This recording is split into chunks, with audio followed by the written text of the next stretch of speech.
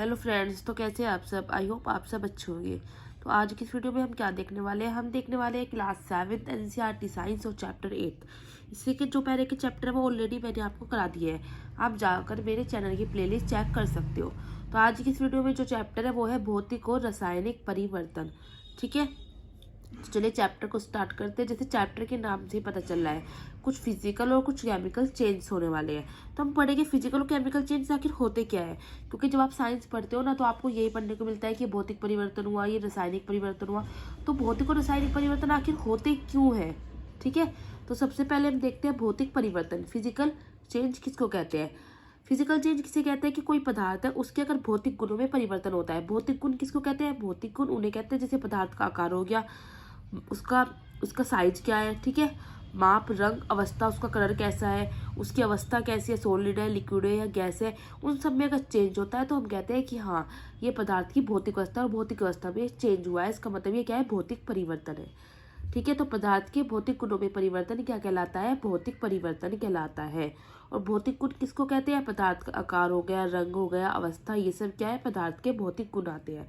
For example बर्फ है, ठीक है, बर्फ जमी रहती है जब वो सॉलिड में होती है, लेकिन आप बर्फ को स्पीड से बाहर निकाल दो, वो क्या हो जाएगी, वो पिघल जाएगी और क्या बन जाएगी, पानी। तो वो सॉलिड से किस में चेंज हो गई, लिक्विड में चेंज हो गई। तो उसकी अवस्था में क्या हुआ, अवस्था में उसकी चेंज हुआ।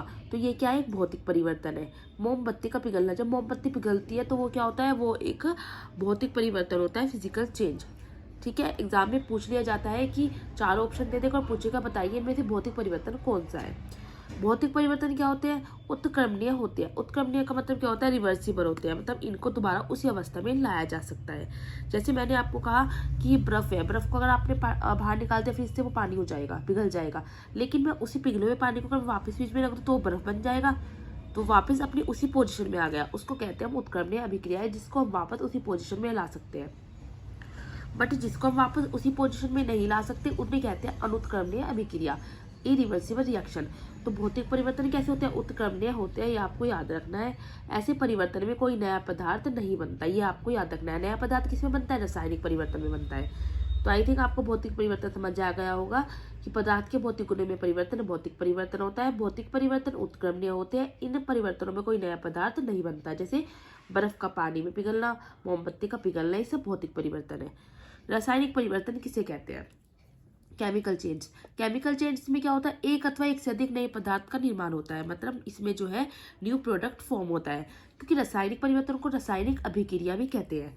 रासायनिक परिवर्तन को रासायनिक अभिक्रिया कहते हैं, और रासायनिक अभिक्रिया जब भी होती है तो एक नया पदार्थ बनता ही बनता है। ठीक है, इसमें नए प्रोडक्ट फॉर्म होते हैं। फॉर एग्जाम्पल देखिए, ये एक अभिक्रिया है, जैसे मैग्नीशियम है। मैग्नीशियम का आपने एक धागा लिया है, फीता लिया, उसको आपने क्या किया, उसको आपने जलाया। जलाने में क्या होती है, ऑक्सीजन।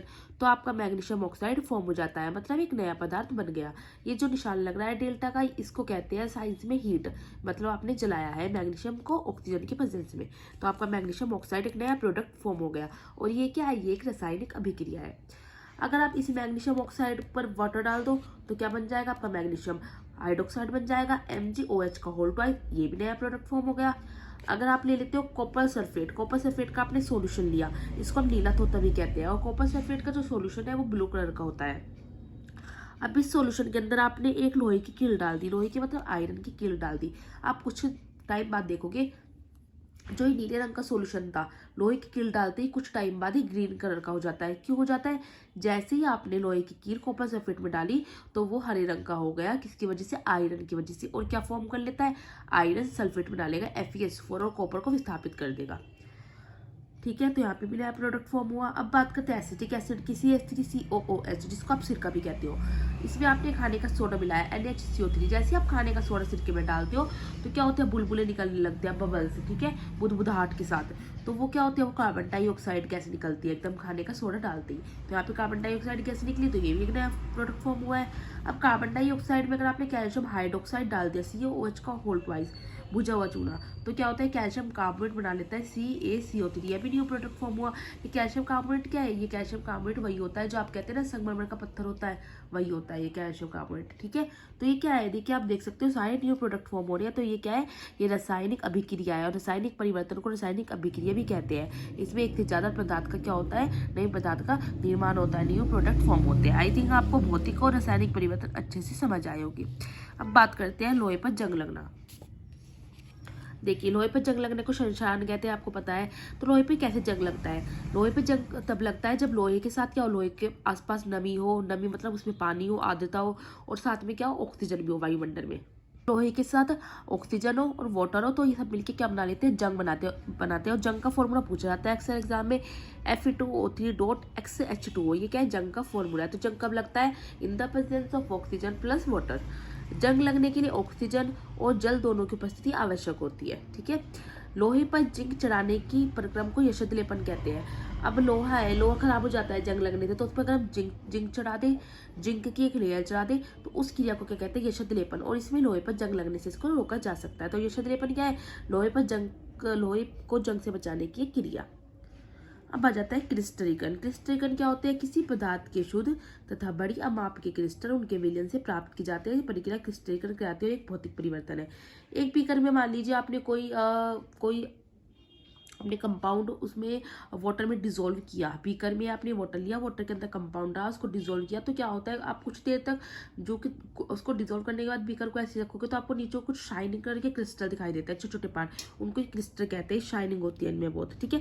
क्रिस्टलीकरण का मतलब आप ये मान सकते हो, जैसे आप पानी में चीनी घोलते हो तो चीनी के कुछ पार्ट्स छोटे छोटे से रह जाते हैं जो डिजोल्व नहीं होते, वही आप क्रिस्टलीकरण कह सकते हो, वो क्रिस्टल होते हैं, ठीक है।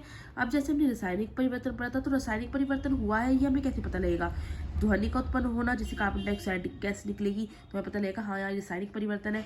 गंध में परिवर्तन मतलब स्मेल में चेंज हो जाएगा, रंग में चेंज हो जाएगा, जैसे लोहे पे जंग लग जाता है, ये एक रासायनिक परिवर्तन होता है, ठीक है। तो उसका रंग बदल जाता है, गैस का बनना, जिस कार्बन डाइऑक्साइड गैस बनेगी, तो ये सब रासायनिक परिवर्तन होते हैं। अब आपके इस चैप्टर में एक अलग सा पॉइंट दे रखा था, नोट करके, ओजोन परत। तो थोड़ा सा ओजोन परत के बारे में पढ़ लो, इंपॉर्टेंट एग्जाम में आता भी है। ओजोन परत, ओजोन का फॉर्मूला होता है O3।